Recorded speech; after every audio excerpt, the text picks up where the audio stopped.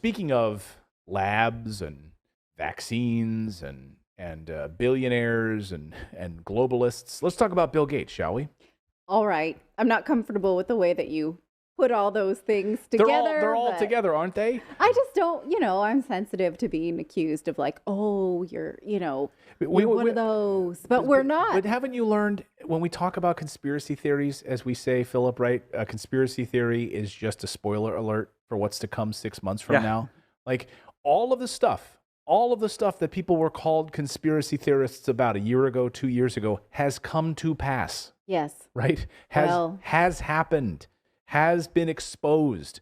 So, I'm proud to be a conspiracy theorist because that means that we're onto something. Yes. So, all right, go ahead. So Bill Gates is in a little bit of hot water. Well, South Dakota Republican Representative Dusty Johnson is calling for Bill Gates to testify before the House Agricultural Committee about why exactly he is buying up so much farmland in the United States. You can read this tweet. He says, Bill Gates is the largest owner of US farmland. I'm curious what's planned for this incredibly productive ag land, given that he believes developed countries like America, quote, shouldn't eat any red meat. How are his land purchases related to those aspirations? Now, of course, he then went on to tell Fox News that ownership of farmland matters. No one has buying it up more than Bill Gates. He now owns 270,000 acres, making him the largest owner of farmland. So can we pull up the map? I'm sorry, I'm going out of order a little bit, but this is actually a current map of where Bill Gates does own all of this farmland. So I'm not one to think that, testifying in front of congressional committee is going to do very much. We've seen that Congress doesn't have the power to put people in jail. It can recommend things to justice departments or other criminal investigations, right? But just to get him to answer for this, what's your plan? Especially because Bill Gates has continued to say, oh, people should eat less meat, and that would really lower greenhouse gas emissions. So does he have some kind of alternative that he's working for? Now, he did do an Ask Me Anything on Reddit. Okay. I think last year, Philip's our resident Redditor. He spends every day on Reddit. So it was last year. He was asked that question, is this climate related? And he said no. He said no, that his purchases of land, it's not, and he wouldn't talk more about it, but it's not climate related. Okay, so if it's not climate related, then what the hell is it for? Again, the conspiracy theorist in me, goes to what's been happening to all of these small independent farmers all over the world that are having their land bought up by people like Bill Gates or governments or China. By the way, I know our friend Tucker points out that if you want to control a country, you take control of their resources, right? You take control of their land. If China's buying all of your land in the United States or in other countries, that's a problem, right? If China owns the land. We see that with utilities in parts of Europe too. China, or certain countries, in order to become financially solvent again, sold off their public utilities, sold off their electric companies, sold off their water companies. Can you imagine living in Spain, having the water that you drink owned by China? It's a reality. It's literally what happened. So this is not fantasy. So China, Bill Gates buying up these resources. You want to control people, you control their food, their water, their land. Here's how Fox News laid it out on how much land Bill Gates actually owns. Listen. This has caught the attention of billionaire investors like Bill Gates. As of January 2021, Gates was the largest private owner of U.S. farmland. He owns around 269,000 acres across 19 states. Bigger farmers are continuing to get bigger. Yeah, they are. And the smaller ones are being absolutely crushed. So I wanted to play this because I thought it was really good. Vandana Shiva, okay, she is Indian. She's an Indian anti-globalist. She's an Indian scholar, brilliant. And she has a theory about all of this buying of farmland and consolidation of power. Listen to Vandana, I hope I'm saying her name right, on using food as a weapon. Listen. Local communities, which is why hunger grows. If the world has to be fed, it has to be fed by growing food locally, to be used locally as the biggest proportion of the food basket. Some elements will be traded internationally, but what is traded internationally should not be staple foods. What is traded internationally should be that extra flavor of spices from India and coffee from Guatemala. That's all right. But to turn the world into a dependency on staples has nothing to do with feeding the world. It has a lot to do with controlling the food supply. The United States evolved a phrase during the Vietnam War, and the phrase was food as a weapon. The use of food as the ultimate weapon of control. And the tragedy is the growth of agribusiness in the US has gone hand in hand with the US foreign policy to deliberately create hunger locally in order to make the world dependent on food supplies through which you can then control countries and their decision-making ability. So hunger has become an instrument of war. And food responding to that artificially created hunger is an instrument of war. Peace means you grow food locally, you grow food locally, right? It's something we talk about on the show all the time, right? So you're taking power away from people. You're taking their farms, you're taking their power, you're taking their livelihoods, and then when you take all of that, you control them. I mean, I don't mean to, it's not conspiratorial, it's happening. It's also just incredibly logical and a lot more of a natural way to live, right? Your staples are grown locally. Well, then there's no carbon footprint on your apple, right? And so then we don't have to fight over imports and exports. And what's the quote you always like to say, Philip, about people take food out of the ground and lock it up, and that this is like a real tool of hegemony? Can you repeat it? Yeah, that was Daniel Quinn, where he said we take all the food which is freely given, and then we lock it up, and then we work to get some of it back. Yeah, right. You know, that was basically his quote. It's really a crazy cycle that we put ourselves in. I was in Hawley, Pennsylvania, beautiful little Hawley, Pennsylvania, and I was not too far from Woodlock, a beautiful area, if upstate Pennsylvania, if you've ever been. A very red area of the country, I would say. It's a Republican conservative area. I was sitting at Cora's Bistro, if you've ever driven up there, having some hot wings. Best hot wings. Best hot wings you'll ever have. Delicious. In my opinion. Yeah, Cora's Bistro. And I was sitting next to a group of Republicans, and we were talking, and they recognized me from my days on Fox News when I was a news anchor, and we were talking about the food supply, and I was talking about how terrible this super Walmart was that was down the street, and they said, don't even get me started. And you would have thought, okay, they're conservative, they're Republican, they would have been in favor of like this big corporation in their backyard. They hated it. They're like, the meat. They talked about the ground beef, right? At the Super Walmart in Hawley, Pennsylvania. If you looked at the package of ground beef at the Super Walmart, there was, in this 1 pound of ground beef, 1/3 of it was like from Argentina. 1/3 of it was from China. Another third was from some farm in America somewhere, all shipped somewhere and then put together in one package of ground beef. They said, we will never touch the meat there. We won't, but we get our eggs locally at the farm here.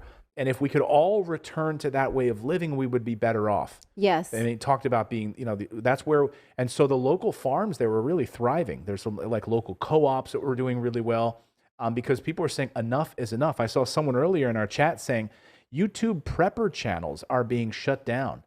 Really? So if someone's still watching who was talking about that in the chat, please drop it in here and let us know. It doesn't surprise me. It really, think how terrifying this is right now. Oh, but I love homesteading channels. Not necessarily prepping, prepper channels. But it's all the same thing. Yeah. Homesteading, prepping, making sure that you're protecting your family.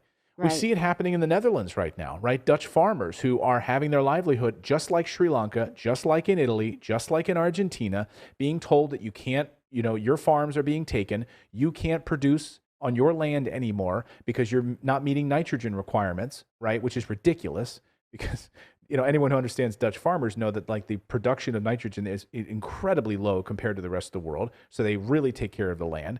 And they're taking away their livelihood. Here's a Dutch farmer. Listen to why he thinks it's part of a much bigger plan. Watch. And how do you feel about the government and the way it's treated the agricultural sector? We believe it's part of a bigger plan.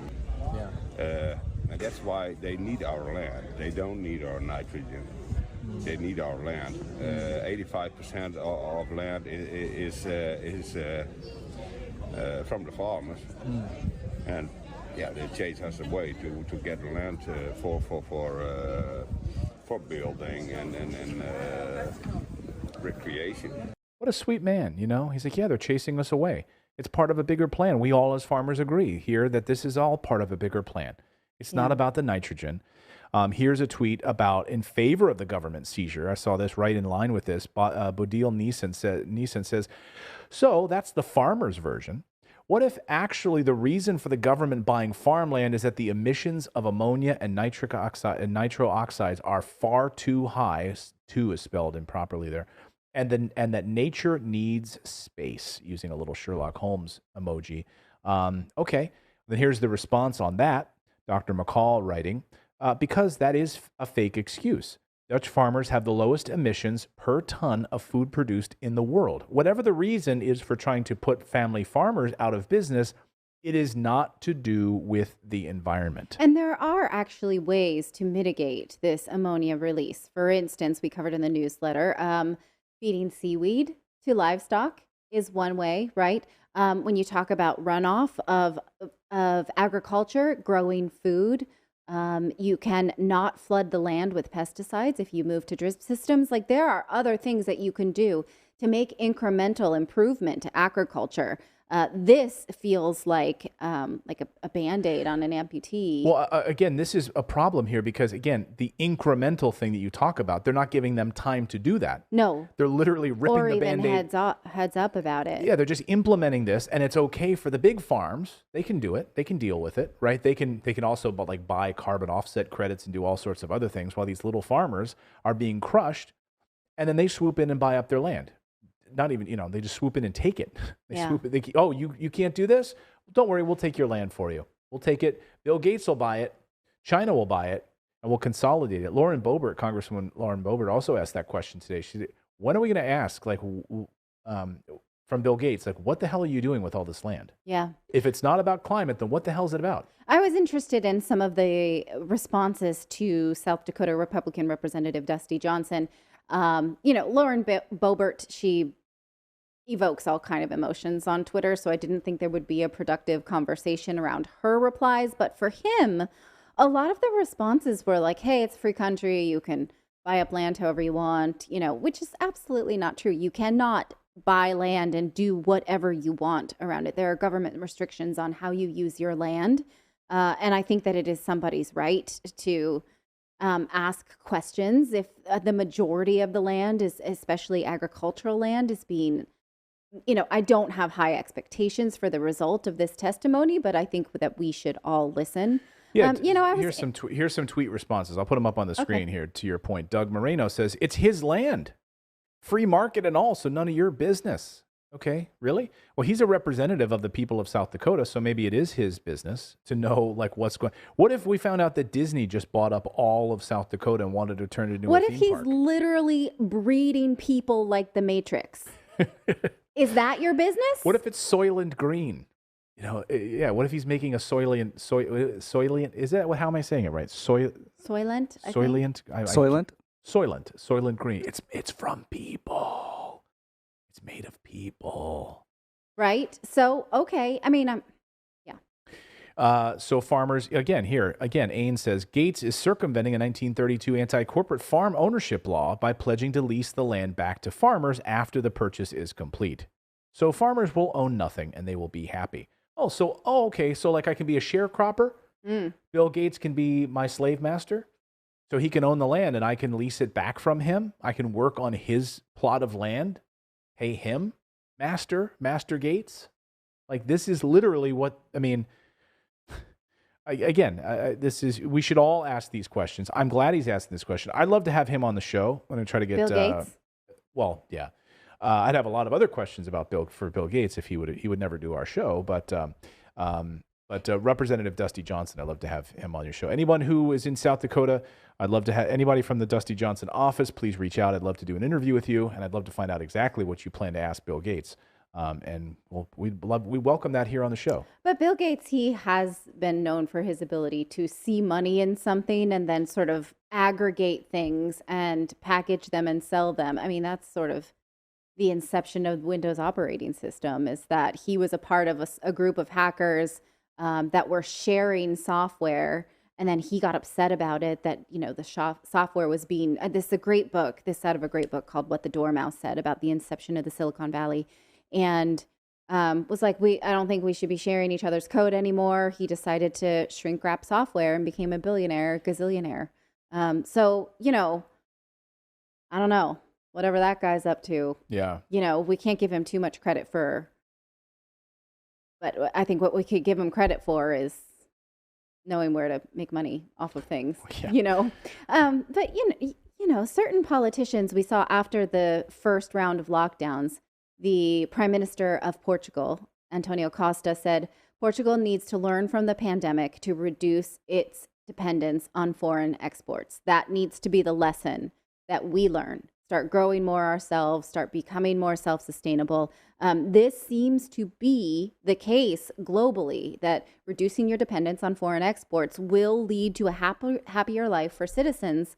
This is just, sort of another bellwether teaching us all of that. Thank you so much for subscribing to our channel. We've been banned, we've been blocked, we've been censored. That's why we started our own website, to stay connected with you for free.